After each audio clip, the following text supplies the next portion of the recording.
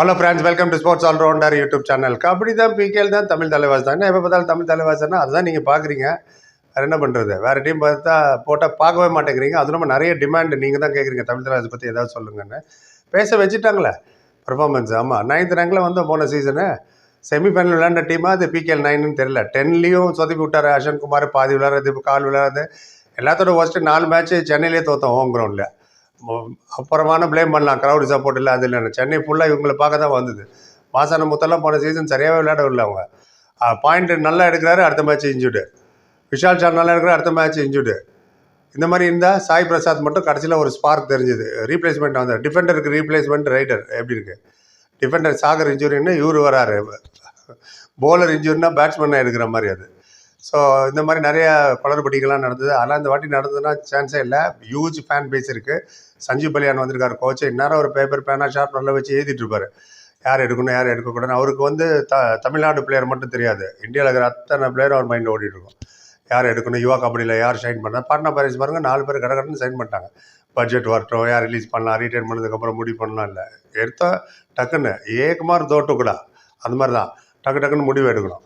Right, இப்போது என்ன தேவை? நீ என்ன முடிவு எடுத்திருக்கேன்னு என்ன கேட்குறீங்களா? நான் எடுத்த முடிவு ரைடர் தேவை. ஆமாம், நல்லா விளையாடிருந்த நரேந்திர வந்து ஃபார்ம் அவுட் ஆகி அவரோட கான்ஃபிடென்ஸும் போயிடுச்சு. அந்த அளவுக்குலாம் அவர் ஒன்றும் இன்ஜுரியில் போன சீசன் எனக்கு தெரிஞ்ச வரைக்கும். ஏன்னா சப்ஸ்டியூட்டில் எப்படி வச்சிங்க? சப்ஸ்டியூட்டில் மட்டும் இன்ஜுரி இருந்தால் விளையாடலாமா? அப்போது என்ன அர்த்தம் எனக்கு புரியல. ஏன்னா சச்சின் தெண்டுல்கரை நம்பினது. சச்சின் தெண்டுல்கர் 500 பாயிண்ட் எடுத்துகிட்டு வர நமக்குன்னு நினச்சிட்டு இருந்தீங்க. அவர் 90 பாயிண்ட் எடுத்துகிட்டு, அவருக்கும் நல்லா தெரியும் இப்போ ரிலீஸ் பண்ணுவாங்கன்னு. வைதவே அவரை பற்றி ஒரு வீடியோ போட்டிருக்கேன் பாருங்கள், சச்சின் தெண்டுல்கர் தேவையா இல்லையான்னு. அது ஒரு விஷயம் ஒன்று இருக்கா? ரைட், இப்போ ஆக்ஷனுக்கு போகிறதுக்கு முன்னாடி கிளியர் தாட்டோட போனோம். திடீர்னு போயிட்டு ஹாய் ஆர்சிபி மாதிரி எல்லாரும் தூக்கி வச்சக்கூடாது. ஹாய் பஞ்சாப் அப்படி தான், ஹாய் கிறிஸ் கெயில் விடியா, ஏபிடி விடியா, ஹாய் அஸ்வின் வா, ரிட்டையர் ஆன கபில் தேவ் வா அப்படிலாம் பண்ணக்கூடாது. கிளியராக எழுதி வச்சுங்க, என்ன வேணும், யாருக்கு போகணும், எவ்வளோ பட்ஜெட் செலவு பண்ணணும் என்னான்னு. ரிலீஸ் லிஸ்ட் ஆல்ரெடி நான் ரெடி பண்ணியிருப்பாங்க, யார் யார் வேணாம். நானே என் ரிலீஸ் லிஸ்ட் போட்டேன் பாருங்கள். இதில் ரீட்டைல் லிஸ்ட்டு போட்டிருக்கேன் யார் யார் இருக்கணும்னு. மோயின் ஷாபாய்க்கு மாதிரி உங்களுக்கு பிளேயர் வேணும். ஓவர்சீஸில் இருக்கிறீங்களோ இல்லை இந்தியன் டேலண்ட்டோ, அது ரொம்ப ரொம்ப முக்கியம். டிஃபென்ஸை பற்றி கூட அவ்வளோ கவலைப்பட வேணாம். அஸ்யூமிங் சாகர் ஃபிட் ஆகிடுவார்னு. சாகர் ஃபிட் ஆகி 22 மேட்ச் விளையாண்டாருன்னு வச்சு, போன சீசனு இன்னொரு 5-6 மேட்ச் விளையாட்டிருந்தாலே நம்ம குவாலிஃபை ஆகிருந்திருப்போம். அவரோட ஆங்கிள் ஹோல்ட் ஸ்கில் இருக்குல்ல, யாராக இருந்தாலும் சரி அப்படியே டக்குன்னு பிடிச்சான்னு அவள் தான் நவரவே முடியாது. அது மட்டும் இல்லை, கேப்டன்சி ஸ்கில், ஈ நோஸ் எந்த நேரத்தில் எந்த பிளேயர் விளையாட வைக்கணும், யார் ரைடு அனுப்பணும், யார் ஷிவரிங்கில் இருக்கா, யார் கான்ஃபிடென்ட்டாக இருக்கா, எல்லாமே அவர் ஜட்ஜ் பண்ணக்கூடியவர். ஸோ சாகர் விளையாண்டா ரொம்ப நல்லது. பார்ப்போம், அவரை பற்றி ஒரு வீடியோ போட்டிருக்கேன், பார்க்கணும் பார்த்துருங்க. சரி, இப்போ என்ன தான் வேணும் அதை சொல்லு. ரைடர் வேணும், அவ்வளோதான். ரைடர்னால தான் தோற்றோம். டிஃபென்ஸ் நல்லா இருந்ததுனால தான் உங்களுக்கு அவார்டு கிடச்சிது. நிதிஷ்குமாருக்கு பெஸ்ட்டு டிஃபெண்டர்னு. டிஃபெண்டிங் டீமு நம்மள் தான் பெஸ்ட்டுன்னு காமெண்டேட்டர் செமிஃபைனல் வரைக்கும் சொல்லிட்டு இருந்தாங்க. பெஸ்ட்டு டீம்னு அதுக்கேற்ற மாதிரி பாயிண்ட் ரிஃப்ளெக்ட் ஆகுது இல்லையா?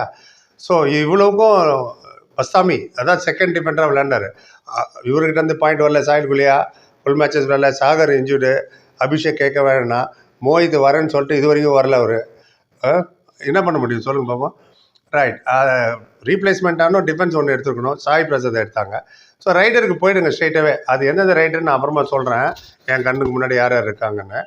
அண்ட் அது யுவா கபடியிலேருந்து சொல்கிறேன். Mostly go for Yuva kabaddi, young talent. இந்த அயன்லாம் வரல. அயன், அஜித் சௌஹான், தேவாங் சொல்லுவீங்க. தேவாங் 3 வருஷம் முன்னாடி வந்தார். வெளியில் வந்தது இந்த சீசனில் தானே.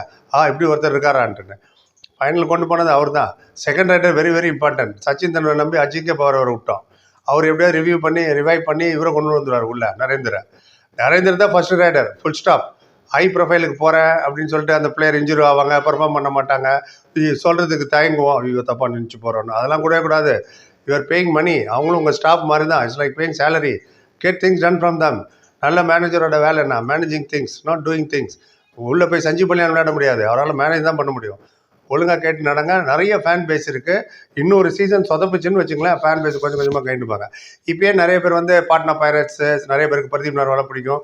ஆல்ரெடி நிறைய பேர் சொல்லிட்டாங்க, பர்தீப் நர்வால் விளையாடலன்னா நான் இனிமேல் கபடியே பார்க்க மாட்டேன் அப்படின்ட்டாரு. இது என்னன்னு தெரியல. அப்படி பார்த்தா நான் கபில் தேவ் ஃபேனு. அப்போ தான் நான் கிரிக்கெட் விட்டுருக்கணும். Sports should move on. Sports teachers you discipline. என்ன கற்றுக்கணுமோ அதை பாருங்கள். என்ன செய்யக்கூடாது, என்ன செய்யணும்னா உங்களுக்கு ஸ்போர்ட்ஸில் கற்றுக்கலாம். கபடியோ, கிரிக்கெட்டோ, ஃபுட்பாலோ, ஹாக்கியோ, டென்னிஸோ, வாட் எவர் இட் இஸ். அது வந்து டீம் கேம். ஒரு டீமாக எப்படி விளையாடணும், டீமை எப்படி அனுசரித்து போகணும், ஒருத்தரோட சக்ஸஸ் இன்னொரு எடுத்துக்கிறது, ஒருத்தரோட டிஃபீட்டும் நம்ம எடுத்துக்கிறது ஒன்றா, இதெல்லாம் உங்களுக்கு டீச் பண்ணணும். பர்தீப் நர்வால் மட்டும்தான் கபடி கிடையாது.